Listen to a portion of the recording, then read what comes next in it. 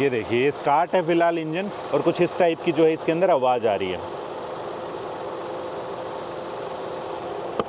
100 की स्पीड पे बहुत ही हैप्पी रहती है यार, ये बहुत ही हैप्पी खुश इंजन रहता है। कैमरे पे पता नहीं आपको पता चल पाएगा कि नहीं, लेकिन ये दरवाजे के अंदर जो है वो वाइब्रेशन फील हो रही है आपको। मारुति ने 1450 करोड़ रुपए खर्च करे हैं और मेहनत तो भाई दिखाई दे रही है। देखो, एक बात तो माननी पड़ेगी, इस गाड़ी के अंदर जो मेरे को नेक्स्ट लेवल वाली जो चीज़ पसंद आई है ना, वो आई है इसका सस्पेंशन। अब मज़ा आ गया भाई। मैं कतई ऐसे नहीं चलाऊंगा कि भाई एवरेज निकालने के चक्कर के अंदर आपको चला करके दिखाऊं। मैं बिल्कुल ऐसे चलाऊंगा कि जैसे रोजमर्रा की लाइफ के अंदर कैसे चलाते हैं हम लोग। मेरे दोस्त, अगर आप कंफ्यूज हैं कि ये नई वाली स्विफ्ट आपको लेनी चाहिए कि नहीं लेनी चाहिए, तो बिल्कुल सही जगह है। बहुत ही टू द पॉइंट होने वाला है आज का वीडियो। हम आपको बताएंगे कि ये जो 3 सिलेंडर इंजन है ये कैसा है, कितनी ये वाइब्रेशन वगैरह देता है, कितनी ये एवरेज वगैरह निकालता है और कैसी ये पावर वगैरह निकालता है। क्या ये पुराने वाली स्विफ्ट से ज़्यादा बेहतर है? इसके अंदर आपको AMT के ऊपर जाना चाहिए या मैनुअल के ऊपर जाना चाहिए या सेगमेंट के अंदर दूसरी किसी गाड़ियों के ऊपर आपको जाना चाहिए? मारुति ने बड़े बड़े दावे किए हैं कि लगभग 1450-1500 करोड़ के आसपास उनका खर्चा हुआ है इस प्रोजेक्ट को तैयार करने के अंदर। तो कैसा है, उनकी मेहनत रंग लाई है कि नहीं लाई है? देखिए, नो डाउट कि ये जो गाड़ी रही है स्विफ्ट, इसका एक इतिहास रहा है। मतलब कि ऑटोमोबाइल जगत के अंदर सबसे ज्यादा बिकने वाली ये गाड़ी रही है, ठीक है। लेकिन एक काम करते हैं, सबसे पहले आपको चलाते हैं और उसके बाद इसका फीडबैक देते हैं। आओ जल्दी से। शुरुआत हम AMT से कर रहे हैं और मैनुअल वाला पार्ट भी 100% देख करके जाना, बहुत मजा आएगा आपको। मैं आपको यहाँ पर दिखाना चाहूंगा, इधर आ जाइए, इधर आ जा। कैमरे पे पता नहीं आपको पता चल पाएगा कि नहीं, लेकिन ये दरवाजे के अंदर जो है वो वाइब्रेशन फील हो रही है आपको। आप देख पा रहे हैं यहाँ पर जो है वाइब्रेशन फील हो रही है। आपको इंजन की साउंड भी सुना देता हूँ साथ साथ।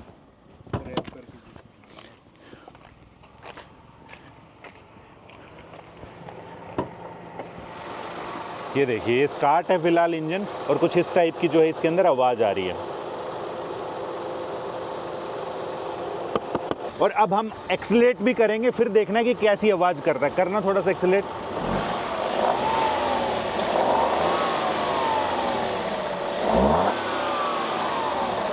अब आप लोग मेरी बात सुनिए, मैं इस एवरेज को कर रहा हूँ 0, क्योंकि ये गाड़ी काफ़ी देर स्टार्ट खड़ी रही थी। उसके बाद मैं इसको कर देता हूँ यहाँ से 0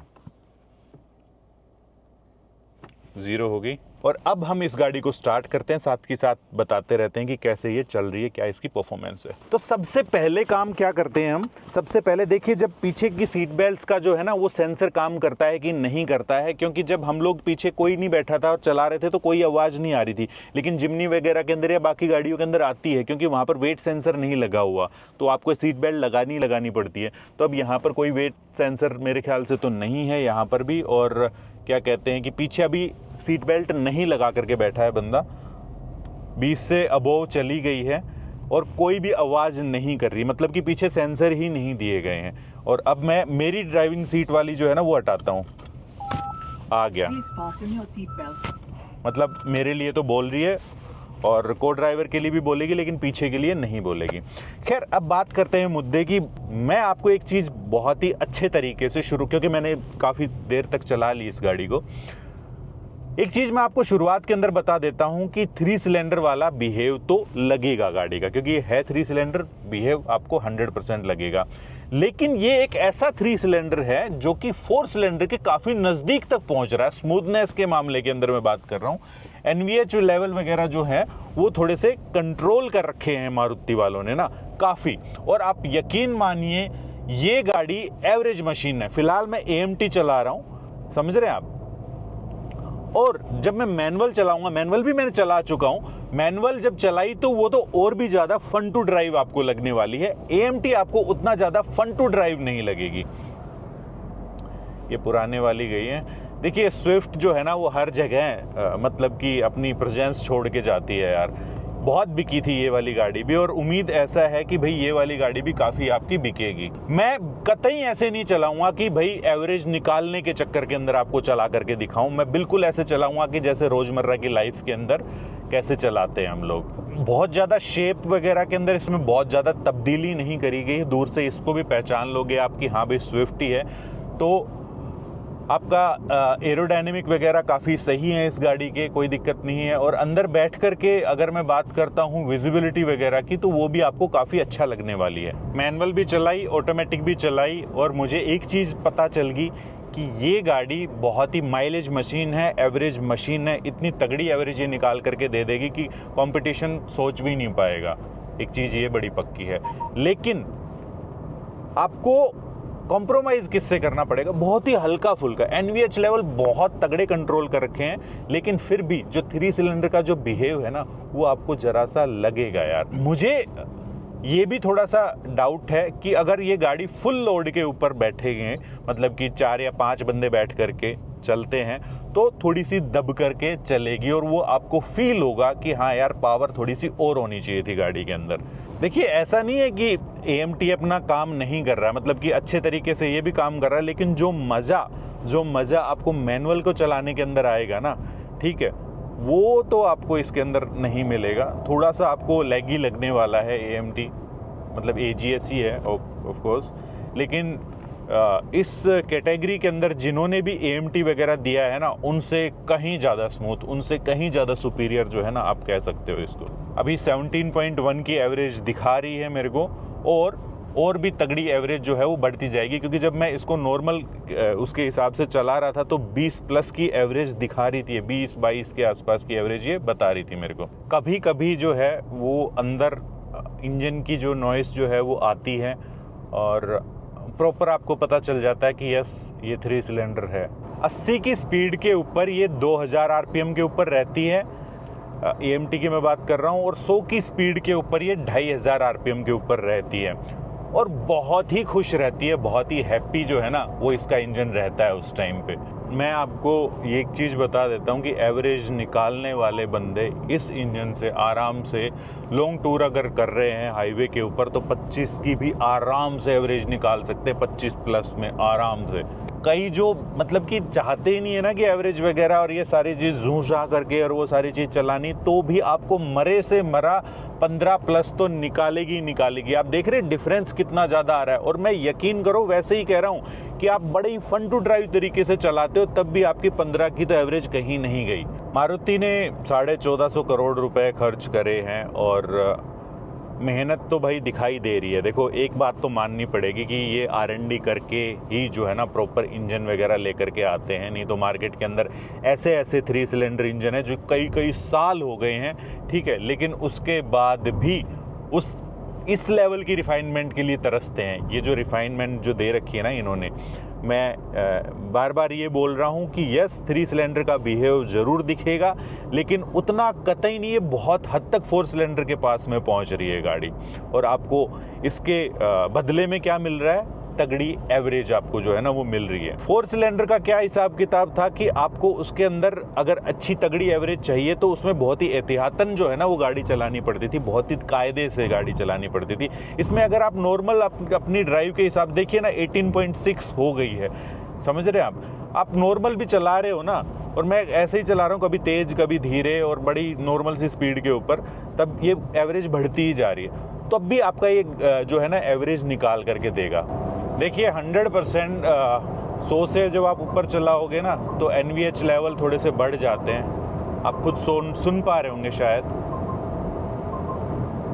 हवा की आवाज़ जो है वो भी बढ़ जाती है थोड़ी सी, लेकिन स्टेबल बहुत रहती है गाड़ी, स्टेबिलिटी में कोई दिक्कत नहीं है मेरे दोस्त। चाहे वो बेंगलोर हो, चाहे अपनी दिल्ली NCR की गर्मी हो, गर्मियों के दिनों के अंदर तो खतरनाक गर्मी पड़ती है, और ऐसे के अंदर आपको एक तगड़ी फ्रेग्रेंस में लेकर के आया हूँ, वो है ये है इन्वॉल्व 1 का स्प्लैश फ्रेग्रेंस। जी हाँ, ये बहुत ही कूलिंग इफेक्ट के साथ में आता है, और ये बहुत ही वर्सेटाइल है। आप इसको कहीं पर भी रख सकते हैं। देखिए ना आप, ये देखिए, आप इनफैक्ट अपने डैशबोर्ड के ऊपर चिपका सकते हैं, 3M की टेप के साथ में आता है, साथ के साथ आप किसी भी कप होल्डर वगैरह के अंदर रख सकते हैं इसको। और बहुत ही प्यारी जो है ना इसकी फ्रेग्रेंस है। कम से कम भी आपका जो है वो 45 से 60 दिन तक ये बहुत रहता है। और पूरी मतलब कि आप कहीं पे रख के जाइए और दोबारा से आकर के गाड़ी खोलोगे ना, तो आपको कूलिंग का ऐसा ब्लास्ट जो है ना वो आपके मुंह पे लगेगा कि मज़ा आ जाएगा, आपको एकदम से फ्रेश हो जाओगे। इसका जो लिंक है मैंने नीचे डिस्क्रिप्शन के अंदर डाल दिया, साथ के साथ आपको 10% का कूपन कोड जो है ना वो डिस्काउंट भी मिलेगा अगर आप मैन मोटर कूपन कोड लगा देते हैं तो। इनफैक्ट पूरी वेबसाइट के ऊपर, सभी फ्रेगरेंसेस के ऊपर। लेकिन अगर आपको कूलिंग इफेक्ट चाहिए तो ये वाला बहुत ही तगड़ा जो है ना फ्रेगरेंस है इनकी, जाकर के जरूर देखो।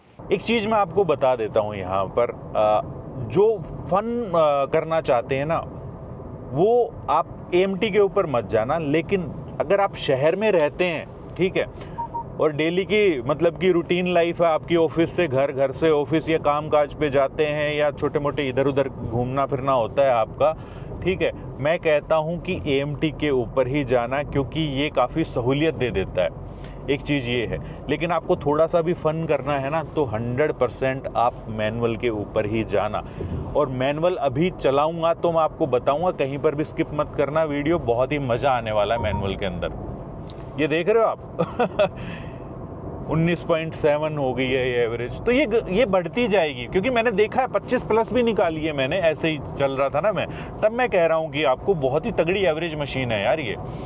अब बात एक चीज़ ये आती है यार कि ये देखिए सेफ्टी का एक कंसर्न हो सकता है। अब देखो बी NCAP के अंदर कैसे स्टार लेकर के आती है, या G NCAP के अंदर भी लेकर के आ सकती है, देखते हैं कौन से कितने स्टार लेकर के आती है। उम्मीद ये है कि भी 3 से तो प्लस ही लेकर के आएगी कम से कम। बाहर वाली जो 4 स्टार लेकर के आई थी, लेकिन उसके अंदर कुछ और भी ज़्यादा फीचर्स वगैरह हैं, ठीक है, लेकिन अपने यहाँ वाली जो है कम से कम 3 तो यार हम लोगों को भी चाहिए।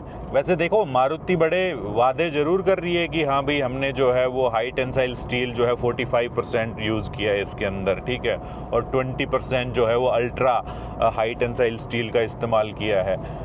तो देखो क्या पता ले भी आए, 3+ स्टार ले आए तो बढ़िया है। क्या ये अपने प्राइस को जस्टिफाई कर रही है? देखिए हमें भी लगता है शुरुआत के अंदर कि हाँ थोड़ा बहुत तो यार महंगी आई है, मतलब कि पुराने वाली स्विफ्ट की कीमत के अंदर ही आ जाती ना तो वो ज़्यादा सही था।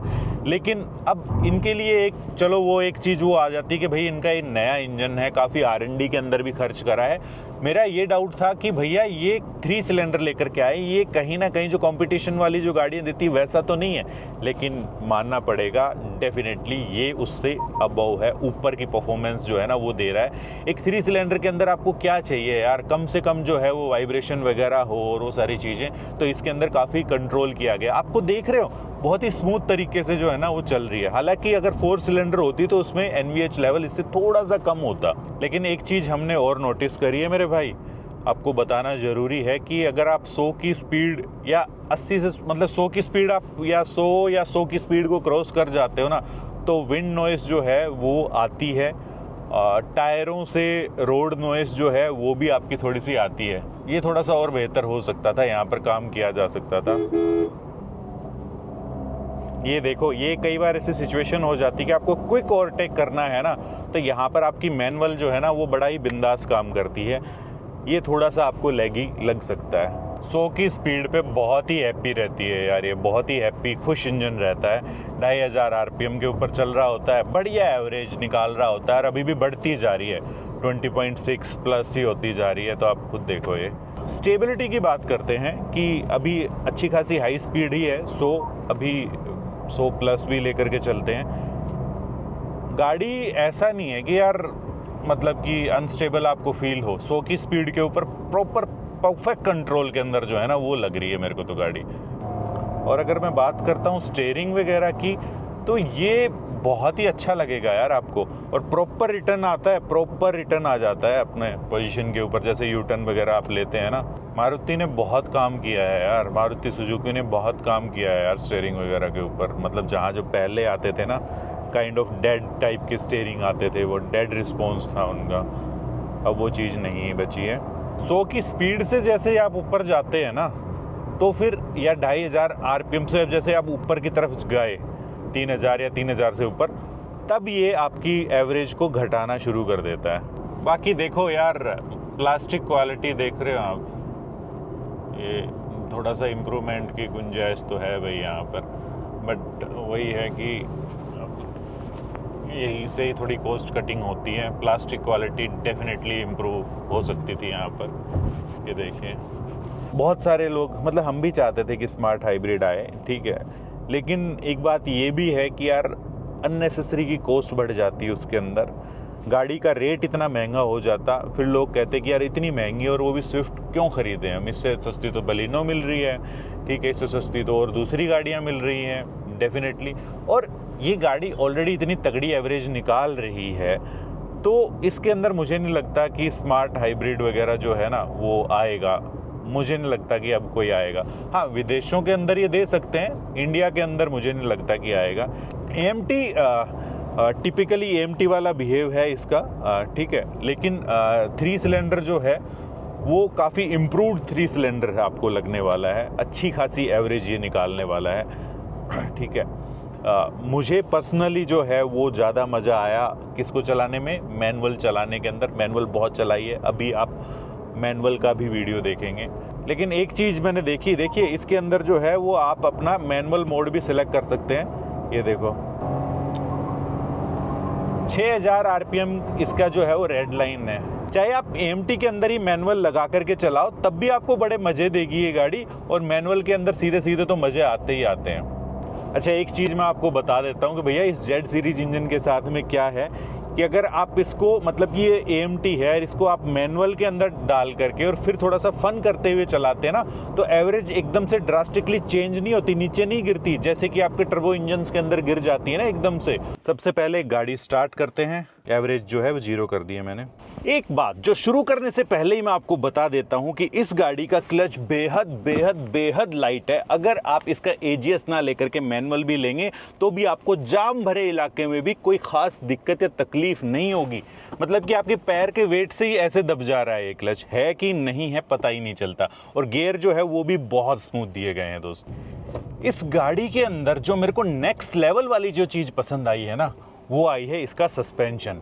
ट्रू, मतलब कि बहुत ही अमेजिंग आपको सस्पेंशन जो है ना वो लगने वाला है। अब मज़ा आ गया भाई।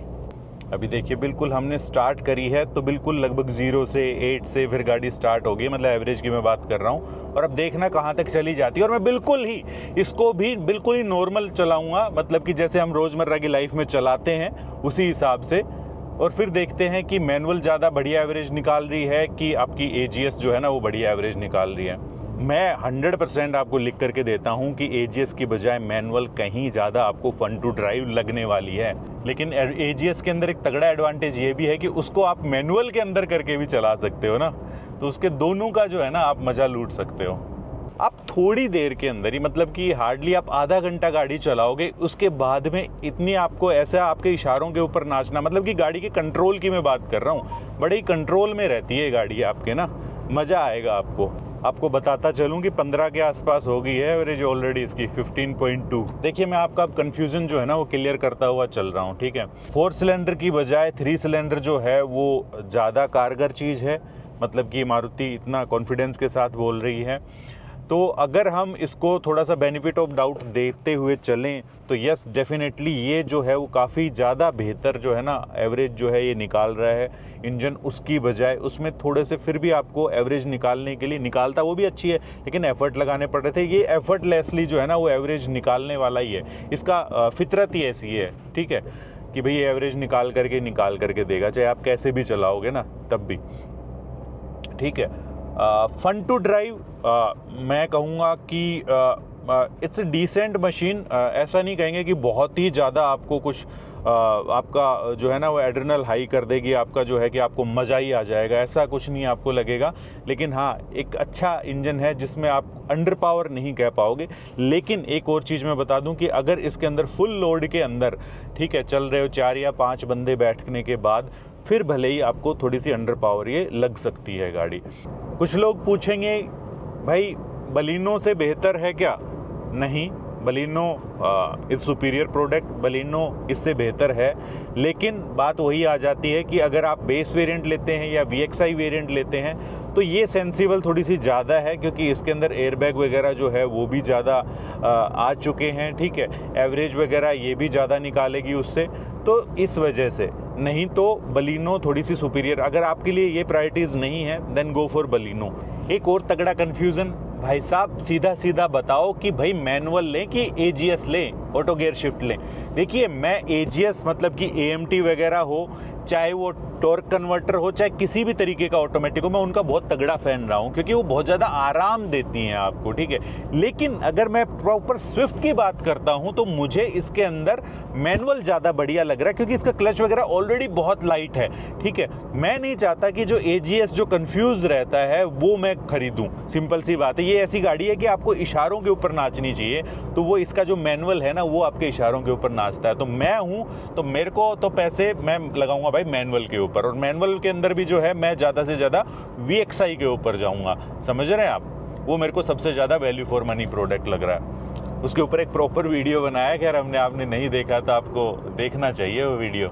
हमने तेज़ स्पीड पे भी इस गाड़ी के अंदर ब्रेक्स वगैरह टेस्ट करके देखे थे, वो काफ़ी अच्छे लगे, कोई दिक्कत वाली बात नहीं है। बिल्कुल स्ट्रेट लाइन के अंदर रुक रही है गाड़ी और काफ़ी कंट्रोल के अंदर जो है ना वो रहती है गाड़ी। बाकी बस फिंगर क्रॉस, दुआ यही है कि भैया अच्छे मार्क्स से पास हो जाए सेफ्टी के अंदर, समझ रहे हैं। अब कुछ एक बहुत ही क्विकली और चीज़ों के बारे में बात कर देता हूँ। इंफोटेनमेंट एज यूजुअल बहुत ही अच्छा है इसका, कोई दिक्कत वाली बात नहीं लगी, कहीं से भी लैग ही नहीं लगा हमें, काफ़ी अच्छा जो है ना वो आपको लगने वाला है। दूसरी चीज़ AC की परफॉर्मेंस, अब यहाँ पर पीछे रियर AC वेंट्स भी आ गए हैं गाड़ी के अंदर, कूलिंग को लेकर के हमें कोई भी किसी भी तरीके की कोई समस्या नहीं लगी है।